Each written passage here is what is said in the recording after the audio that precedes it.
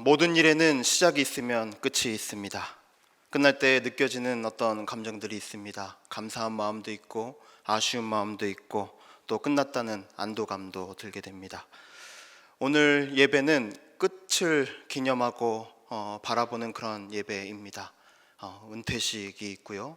또 DDS 21기로 수료하시는 분들 함께 모여서 기념하고 하나님께 감사하며 드리는 이 예배의 자리입니다.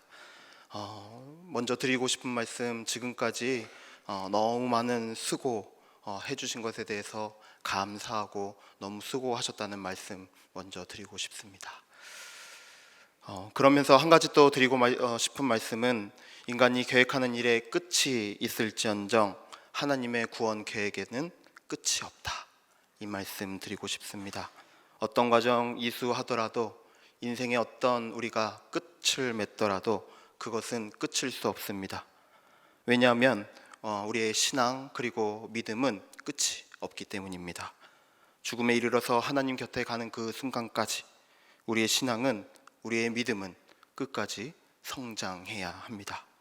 성숙하는 그 믿음으로 끝까지 하나님을 믿고 의지하고 그렇게 신앙을 붙들어야 할 것입니다. 이 시간 함께 직분의 의미에 대해서 함께 살펴보려고 합니다. 직분이라는 말은 잘 아시는 대로 마땅히 해야 할 본분이라는 뜻입니다. 그러니까 맡겨주신 것이 무엇이든, 그것이 무엇이든 하나님께서 맡겨주신 것이라면 충실하게 해야 함을 의미하는 것이 직분의 의미에 담겨져 있습니다. 직분을 맡은 우리가 예수 그리스도 안에서 끝까지 신앙 붙들고 그 모든 직분들 잘 수행해야 할 것을 함께 나눌 수 있는 이 자리 되기를 소망합니다. 오늘 읽은 말씀 에베소서 말씀인데요, 옥중서신이라고 불립니다. 또 옥중서신이 뭐가 있는지 아십니까? 에베소서가 있고 골로새서, 그리고 빌레몬서, 빌립보서, 이렇게 옥중서신이 있습니다. 아마 이 에베소서를 쓸 당시에는 한 주 61년, 62년 정도 됐을 거라고 추측을 하는데, 이 바울이 로마 감옥에 갇혀 있었을 것이다 라고 이야기를 합니다. 바울이 왜 로마 감옥에 이렇게 갇혀 있었을까요? 우리가 에베소서 3장 1절 말씀 함께 볼 수 있기를 원합니다. 이 말씀에 보시면, 이러므로 그리스도 예수의 일로 너희 이방인을 위하여 갇힌 자 된 나 바울이 말하거니와 라고 말씀해 주고 계십니다. 이 말씀에서 보면 사도 바울이 옥에 갇힌 것은 이방인과 관련해서 예수의 일 때문에 갇혔다 라고 지금 이야기를 합니다. 그리스도 예수의 일, 무엇을 말하고 있을까요? 바로 이 사도 바울이 복음을 전하고 있는 것을 말하고 있습니다. 바울이 다메섹 도상에서 예수님을 인격적으로 만난 이후부터 복음을 전하기 시작합니다. 소아시아 유럽까지 예수님이 길이요 진리요 생명임을 전하는 그 복음의 통로로서 이 사도 바울은 쓰임 받았던 것이었습니다. 그런데 이렇게 복음 전하면서 정말 많은 고초를 사도 바울은 겪었습니다. 고린도 후서 말씀을 보면 얼마나 많은 고초를 겪었는지 우리는 한번 같이 볼 수가 있습니다. 고린도 후서 말씀 함께 보겠습니다. 한번 보시면, 수고를 넘치게 하였는데 옥에 갇혔고요, 매도 많이 맞았고요, 24절 보시면 매도 많이 맞고 돌도 맞고 바다에서 그렇게 파선하면서 또 지내기도 했다라고 이야기합니다. 온갖 위험에 처했다는 것을 26절 말씀을 통해서도 함께 보게 됩니다. 그리고 마지막 27절까지 보시면 수고하고 애쓰고 자지 못하고 줄이고 목마르고 굶고 춥고 헐벗었다, 이러한 많은 고초를 겪었었다라고 이야기합니다. 바울은 예수님의 복음을 전하기 위해서 이러한 고초를 겪었었는데, 그럼에도 불구하고 예수님을 전하지 않고는 못 견디겠다는 그 뜻이 달려들었습니다. 결국 예수님 때문에 옥에 갇히게 된 것인데, 그는 실상 예수님께 마음을 완전히 빼앗긴 사람이었습니다.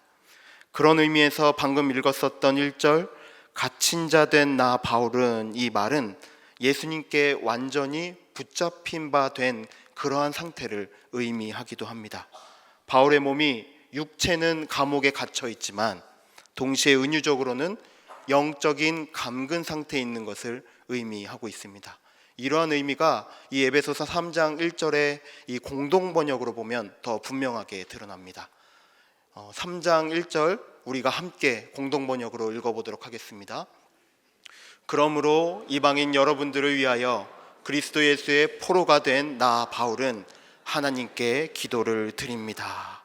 네, 이 공동 번역에서 보시는 대로 예수님의 그 사랑 안에 온전히 갇혀 있는 이 바울의 모습을 표현하고 있습니다. 이처럼 바울은 예수님의 포로가 되었습니다. 예수님의 사랑의 포로가 되었습니다. 예수님을 전하지 않고는 견딜 수가 없는 사명의 포로가 되었습니다. 이렇게 예수님의 사랑의 포로로서 바울은 복음을 전하고 있었는데, 바울은 잘 아시는 대로 유대인을 대상으로 하기보다는 이방인 대상으로 선교 활동을 했습니다. 그런데 이 이방인들에게 복음 전하는 것 결코 쉽지 않았습니다. 왜냐하면 예수님을 믿는 유대인이라고 할지라도 전통 그리고 율법 이런 것들을 당연히 지켜야 한다라는 그 생각이 있었기 때문에 이방인을 전하기 위해서는 이 율법의 울타리를 벗어나야 하는데, 그래야 이방인들에게 복음을 전할 수 있는데, 그러다 보니까 이 유대인들하고 부딪히는 일들이 많아졌던 것입니다. 이 바울은 이방인에게 율법을 지키지 않아도 된다, 그래도 복음을 받아들일 수 있다라고 말씀을 전했습니다. 그러다 보니 유대인들에게 핍박을 받고 체포를 당하고 감옥에 갇히는 그런 수모를 많이 당했었습니다. 그러한 핍박과 수모 모든 것들 당하면서까지 왜 그렇게 이방인들에게 복음을 전했었던 것일까요? 에베소서 우리가 방금 읽었었던 3장 8절 9절 말씀을 보면 바울은 이방인들에게 예수님의 풍성함, 그 복음을 전하였고, 그래서 하나님 속에 감추어져 있던 비밀의 경륜을 드러내고자 했다라고 말합니다. 그러면 이 비밀의 경륜, 이것은 무엇을 말하고 있을까요? 이 경륜이라는 말을 헬라어로 하면 오이코노미아라고 합니다. 오이코노미아는 관리하는 행위, 그리고 계획을 관리받는 것, 이런 것들을 뜻하고 있습니다. 이 헬라 시대에는 이 오이코노미아를 우주에 대한 하나님의 질서, 관리, 이것에 언급할 때 쓰였다라고 이야기를 합니다. 그러니까 지금 여기서 쓰인 경륜이라는 말은 하나님의 그 자신의 뜻과 하나님의 그 비밀을 알리기 위한 하나님의 구원 계획을 말하고 있습니다. 그러므로 하나님 속에 감추어져 있던 비밀의 경륜을 드러낸다는 것은 영원전부터 감추어져 있었던, 하나님 안에 감추어져 있었던 비밀의 계획이 무엇인지 밝히 드러낸다, 그런 것을 뜻하고 있습니다. 이런 것은 11절에 보면 더 분명히 드러납니다. 곧 영원부터 우리 주 예수 그리스도 안에서 예정하신 뜻대로 하신 것이라. 보시면 우리 주 예수 그리스도 안에서 라고 하고 있습니다. 바로 예수님 안에서, 그리고 예수님을 통해서 밝혀졌다라고 말해주고 있습니다. 하나님 속에 영원부터 감추어졌던 그 비밀이 예수님으로 말미암아 밝혀진 것이었습니다. 요한복음 14장 6절 말씀 보면 예수께서 이르시되 내가 곧 길이요 진리요 생명이니 나로 말미암지 않고는 아버지께로 올 자가 없느니라 라고 말씀하십니다.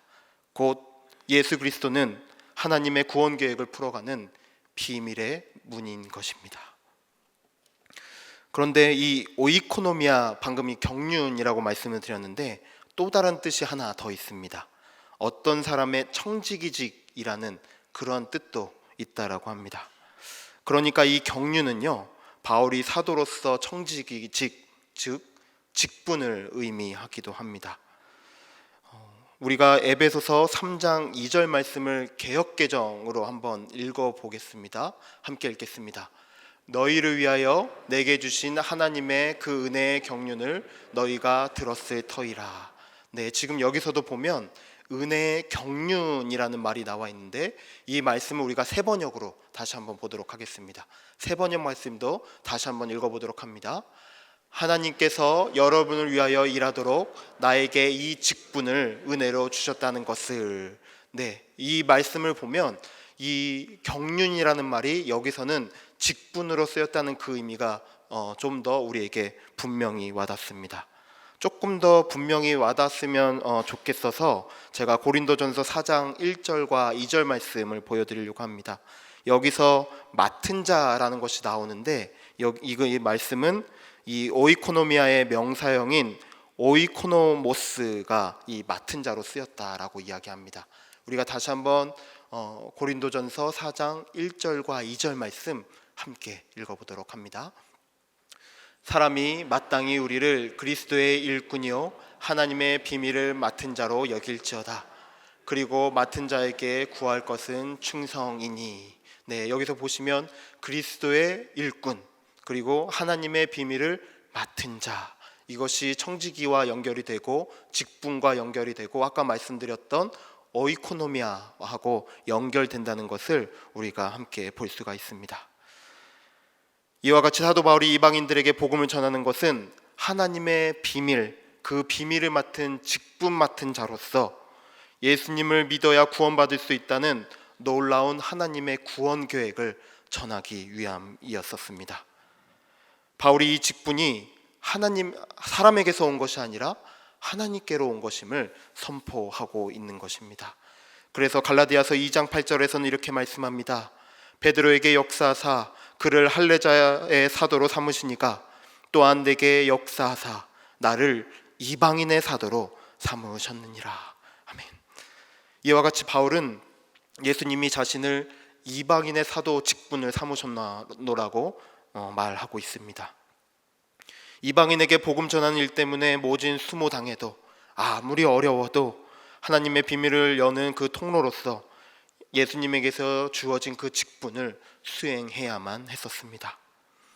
하나님이 주신 이 직분을 감당하는 것, 바울이 예수님을 인격적으로 만나서 그의 사랑에 온전히 붙잡혀 예수님의 사랑의 포로가 되었기 때문에 가능한 일이었습니다. 그렇기 때문에 이 바울 끝까지 포기하지 않았습니다. 감옥에 갇혀 있을 때든지 나왔을 때든지 이방인에게 복음 전하는 일 절대 멈추지 않았습니다. 이것이 예수 그리스도의 그 사랑에 보답하는 길이라는 것을 잘 알고 있었기 때문이었습니다. 우리 모두도 직분 가지고 있습니다. 교회에서는 목사, 장로, 권사, 집사의 직분 가지고 있습니다. 이 직분들 감투 아닙니다. 권력도 아닙니다. 사람이 투표하고 사람에 의해서 세워졌지만 이 모든 것들 사람에게서 세워진 것 아니고 하나님에게서 세워진 것입니다. 하나님이 주신 직분이고 역할입니다. 교회뿐만 아니라 가정에서도 마찬가지입니다. 가정에서 아버지로서, 어머니로서, 자녀로서, 형제로서, 자매로서 그 직분 있는 줄 압니다. 가족이라는 이름으로 한 가정 이루었는데 이 가정 우연히 만들어진 것 아닙니다. 하나님의 주권적인 그 역사에 의해서 만들어진 것입니다. 그러므로 가정의 직분 가진 모든 사람들, 아내나 남편이나 자식들 함부로 대할 수 없습니다. 하나님이 맡기신 사람이고 하나님의 자녀이고 하나님 나라의 일원이기 때문입니다. 사회에서 또 직분 맡으셨습니까? 사장으로든 대표이든 어떤 회사원이든 어떤 일을 하든 간에 그 일 하나님께서 주신 선물이고 또한 직분입니다. 그 역할 감당할 수 있게 하신 분 바로 하나님이십니다. 그 자리 가지고 그래서 우리는 자만하면 안 되고 또는 위축되어서도 안 될 것입니다. 이처럼 교회나 가정이나 사회 속에서 내가 가진 직분 모두 하나님으로부터 온 것임을 우리는 마음속에 담아 두어야 합니다. 나에게 그 직분 주신 그 까닭은 영원전부터 예정하신 놀라운 그 하나님의 비밀을 예수 그리스도를 통해서 밝혀질 수 있도록 우리에게 직분을 주셔서 그것을 우리에게 맡겨주셔서 할 수 있도록 해 주신 것입니다. 즉 복음의 통로로 우리를 삼아 주신 것입니다. 그러므로 우리 이 직분 가지고 교만해서는 안 됩니다. 자만해서는 안 됩니다. 스스로 만족하고 안심하는 그러한 태도 취해서도 안 됩니다. 이만하면 됐다. 지금까지 애썼으니까 앞으로는 더 애쓸 필요 없다. 이 정도 믿으면 충분하다. 이 정도면 내가 예수님 다 안다. 이런 태도를 우리는 취해서는 안 될 것입니다. 이 언어의 온도라는 책이 있는데요. 여기에 한 이야기 들려드립니다. 어느 포근한 봄날이었다. 집 근처에 있는 타이어 전문점에 들렀다. 문을 열고 들어서자 20대 중반쯤 돼 보이는 엔지니어가 어서 오세요 하면서 반갑게 인사했다. 청년의 이마와 콧등에 송골송골 땀이 맺혀 있었다. 타이어를 갈아 끼는 모습을 호기심 어린 눈으로 지켜보다가 불쑥 말을 걸어봤다. 불현듯 궁금증이 떠올랐기 때문이다. 저 실례합니다. 여쭈어보고 싶은 것이 있는데요. 타이어를 보면 어떤 생각이 드십니까? 그러니까 타이어가 운전자랑 닮았다거나 뭐 그런 거요. 아, 그럼요. 전 타이어만 봐도 운전자가 어떤 사람인지 알 수 있습니다. 정말요? 네. 타이어의 마모 상태에 따라서 고객의 운전 습관이나 성향을 미루어 짐작하곤 해요. 원래 타이어의 정식 명칭이 따로 있어요. 언젠가부터 다들 타이어라고 부릅니다. 왜일까요? 자동차 부품 중에 가장 피곤한 게 타이어라는 거죠. 그런데 운전하면서부터 자동차의 발에 해당하는 타이어를 참 피곤하게 만드는 피곤한 운전자가 많이 있습니다. 운전에 3급이라는 게 있어요. 급출발, 급가속, 급정지인데요. 이것을 밥 먹듯이 하는 운전자들은 성격이 삐딱하고 과격한 성향이 있는 것 같아요. 그들이 끌고 온 차량을 살펴보면 아니나 다를까 타이어 상태가 정말 엉망이라니까요. 이러한 이야기를 들었었던 저자가 마지막에 이런 이야기를 합니다. 나는 자동차 타이어에 어떤 자국을 새겨 놓았을까? 마모된 흔적을 보고 나면 내가 지나온 길과 그 여정에서 취한 삶의 태도를 짚어볼 수 있을까? 라고 하면서 이 이야기를 마무리합니다. 마모된 흔적에서 내가 지나온 길, 이를 취한 삶의 태도를 발견할 수 있을 것이다 라고 이렇게 이야기합니다. 우리가 하나님으로부터 받은 그 직분 수행하다 보면 흔적 남습니다. 사도 바울이 갈라디아에서 이렇게 이야기합니다. 내가 내 몸에 예수의 흔적을 지니고 있노라. 우리가 가진 직분 어떻게 감당하느냐에 따라 흔적 남습니다. 예수님을 잘 따른 흔적 남을 수도 있고요. 그렇지 않은 흔적 남을 수도 있습니다. 어떤 흔적 남아야 하겠습니까? 당연히 예수님의 흔적이 우리 안에 남아 있어야 할 것입니다. 내 안에 예수님의 사랑의 포로가 된 그 흔적이 남아 있어야 할 것입니다. 예수님을 통한 하나님의 그 구원 계획의 놀라운 비밀을 우리에게 알려주셨는데 그 위대한 복음을 끝까지 전할 수 있는 통로로 우리는 그 직분을 수행하면서 끝까지 달려가야 할 것입니다. 그러므로 역할 끝났다고 해서 끝이 아닙니다. 숨을 거두는 순간까지 하나님이 맡기신 그 직분 감사함으로 받고 우리는 이행해야 할 것입니다. 그래서 빌립보서 말씀에서 말씀합니다. 내가 이미 얻었다 함도 아니요 온전히 이루었다 함도 아니라 오직 내가 그리스도 예수께 잡힌 바 된 그것을 잡으려고 달려가노라. 형제들아, 나는 아직 내가 잡은 줄로 여기지 아니하고 오직 한 일, 즉 뒤에 있는 것은 잊어버리고 앞에 있는 것을 잡으려고 푯대를 향하여 그리스도 예수 안에서 하나님이 위에서 부르신 부름의 상을 위하여 달려가노라. 다 이루었다고 하지 말고 여전히 예수 그리스도께서 부르신 그 부름에 따라서 우리는 그 직분 감당해야 할 것입니다. 그러므로 이 직분 일시적인 것이 아닙니다. 시작과 끝이 있는 것도 아닙니다. 하나님이 주신 그 직분은 영원합니다. 우리가 이 직분 감당하기 위해서 믿음, 분명히 그 믿음이 있어야 할 것입니다. 에베소서 3장 12절 우리가 읽었었던 방금 그 말씀에 보면 우리가 그 안에서 그를 믿음으로 말미암아 담대함과 확신을 가지고 하나님께 나아감을 얻느니라 라고 말씀을 합니다. 여기서 담대함이라는 것은 두려움 없이 말하는 것을 의미하고 있는데요, 어떤 것을 두려워하지 않고 용기 내어서 말할 수 있는 것을 의미하고 있습니다. 그러니까 하나님께 나아감을 얻는다라는 것은 믿음이 있기 때문에 두려움 없이 하나님 앞에 나아가 솔직하게 아뢰 수 있음을 의미합니다. 믿음이 있기 때문에 하나님께 나아갈 담력을 얻는 것입니다. 직분을 감당하기 어려운 그 모든 어려움이 있을 때에도 하나님을 믿는 그 믿음이 담대하게 하나님께 나아갈 수 있게 할 것입니다. 그래서 계속해서 직분을 감당할 수 있는 샘솟는 힘을 얻게 해 주실 것입니다. 고린도후서 말씀에서 그래서 말씀합니다. 그러므로 우리가 낙심하지 아니하노니 우리의 겉사람은 낡아지나 우리의 속사람은 날로 새로워지도다. 시간이 지날수록 우리의 몸은 무기력해집니다. 또 둔해집니다. 하지만 믿음으로 말미암아 우리 속사람은 날로 새로워집니다. 우리의 영혼, 우리의 속사람은 이 믿음으로 말미암아 직분을 충실하게 수행하면서 열매 맺는 과일처럼 무르익게 되는 것입니다. 우리가 이렇게 하나님 속에 감추어져 있던 그 비밀, 예수님 안에서 열어가는 그 복음의 직분을 수행하는 자로서, 그리고 예수님의 사랑에 포로된 자로서 끝까지 직분을 수행하기 위해서 두 가지 기억하면 좋겠습니다. 첫 번째, 우리가 늘 예수 그리스도 안에서 겸손해져야 되겠습니다. 아까 말씀드린 것처럼 직분 수행할 때 교만하고 자만하는 것은 참 큰 적입니다. 그것은 나를 망칠 뿐 아니라 많은 사람들을 불행하게 만드는 일이기도 합니다. 특히 내가 맡은 직분이 많은 사람에게 영향력을 미치거나 큰 권력이 있거나 그러면 더 많은 사람들을 불행하게 만들 수도 있습니다. 그러한 직분일수록 내 자신 점검해 봐야 합니다. 그런 의미에서 바울은 오늘 본문에서 이런 고백을 합니다.